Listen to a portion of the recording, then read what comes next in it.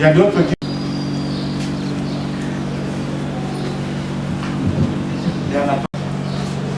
Vous intervenez, attirez l'attention de tous les avocats lamentables. Et je crois que ces propos ne sont pas de la Cour et nous vous demandons de retirer cela. Merci beaucoup, M. le Président. Noé a un devoir professionnel. C'est lui. Mais à une date que vous accepteriez de nous accorder pour venir déployer nos plaidoiries. Parce que nous avons des observations à faire par rapport à cet arrêt avant du droit et qui nécessite que votre cour nous accorde un temps pour que nous puissions lire, pénétrer la motivation de cet avant du droit comme toute décision de justice et venir poursuivre les plaidoiries par rapport au fond, à la forme et au fond du dossier. C'est ça la requête des conseils après concertation et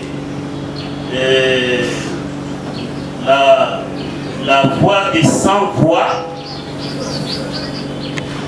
a déposé depuis le 19, depuis ce matin, je crois, le 19 janvier,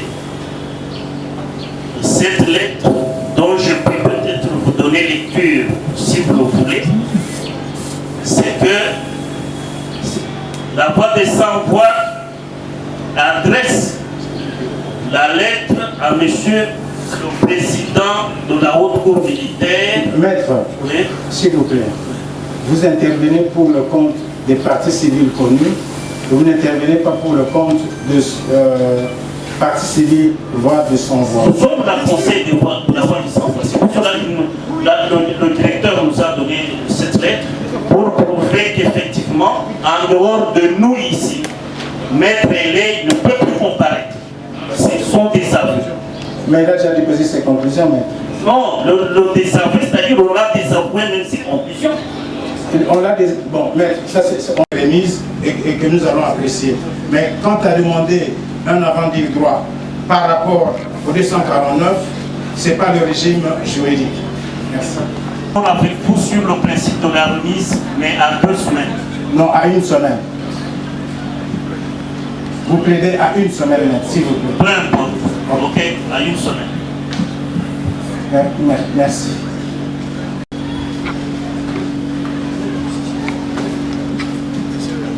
La demande de la partie civile, nous allons nous conformer pour 1 semaine. D'accord, merci. Les civilement responsables, les partis prévenus. Tout à fait d'accord avec.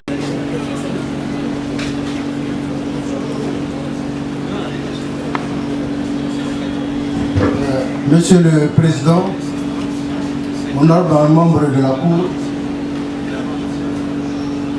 Monsieur le ministère public, je suis peiné que notre noble profession soit infiltrée, manipulée. Au début de ce procès, c'est moi qui plaidais pour la voix des sans-voix. On va faire pression sur la voix des sans-voix, les gens se sont ajoutés. Je crois que les PV font foi. Et on vient pour dicter les positions venant d'une officine politique pour dire qu'on ne plaide pas. Un homme de 63 ans comme moi, 30 ans de carrière d'avocat devant la haute cour militaire ici.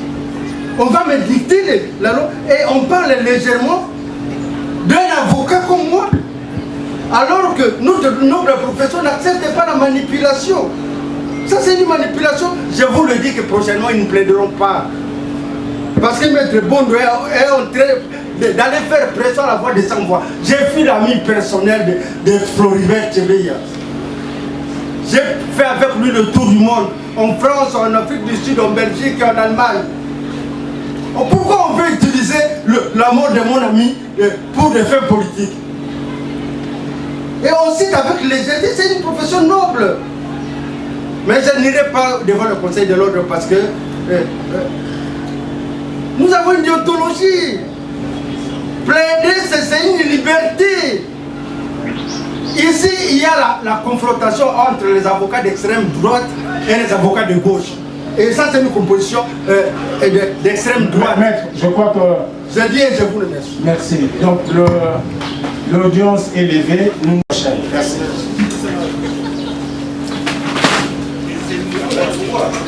Je vais faire usage de ma qualité de membre du Conseil de l'ordre. Ça, c'est Haute cour militaire. Bon. Gardez-vous. Portez arme. Immobile.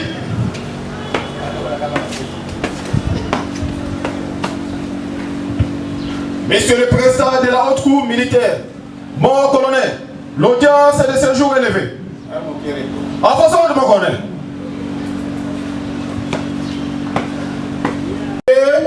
Bon. Gardez-vous.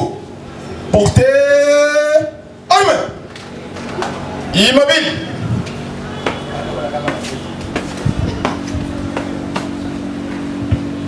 Monsieur le président de la haute cour militaire, mon colonel, l'audience est de ce jour élevée. En façon de mon colonel.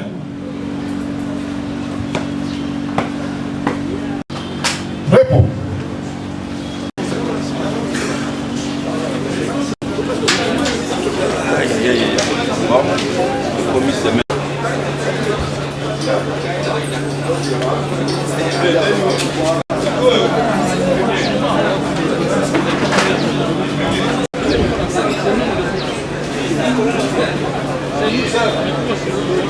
Le président du tribunal donne la parole aux avocats pour plaider.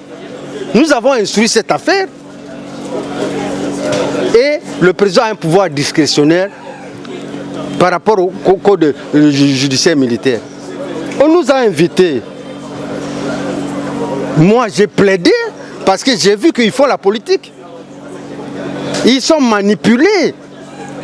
Ils sont partis. Vous verrez prochainement, ils ne vont pas plaider. Dans les officines politiques.